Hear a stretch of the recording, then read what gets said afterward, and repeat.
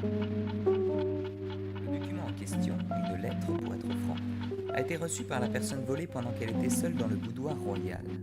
Pendant qu'elle le lisait, elle fut soudainement interrompue par l'entrée de l'autre illustre personnage à qui elle désirait particulièrement le cacher.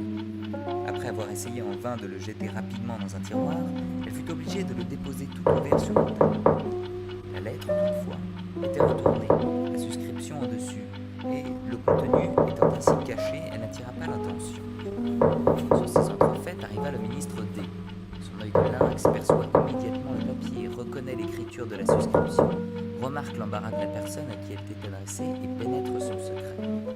Après avoir traité quelque affaire, expédié tambour battant à sa manière habituelle, il tire de sa poche une lettre à peu près semblable à la lettre en question, fait semblant de la lire et la place juste à côté de l'autre. Ils se remettent à causer pendant un quart d'heure environ des affaires publiques. À la longue, il prend congé et met la main sur la lettre à laquelle il n'a aucun droit. La personne volée le vit, mais naturellement n'osa pas attirer l'attention sur ce fait, en présence du troisième personnage qui était à son côté. Le ministre décampa, laissant sur la table sa propre lettre, une lettre sans importance. Ainsi, dit Dupin en se tournant à moitié vers moi, voilà précisément le cas demandé pour rendre l'ascendant complet. Le voleur sait que la personne volée connaît son voleur. Oui, répliquait le préfet, et depuis quelques mois il était largement usé dans un but politique de l'empire conquis par ce stratagème, et jusqu'à un point fort dangereux. La personne volée est de jour en jour plus convaincue de la nécessité de retirer sa lettre. Mais naturellement, cela ne peut pas se faire ouvertement.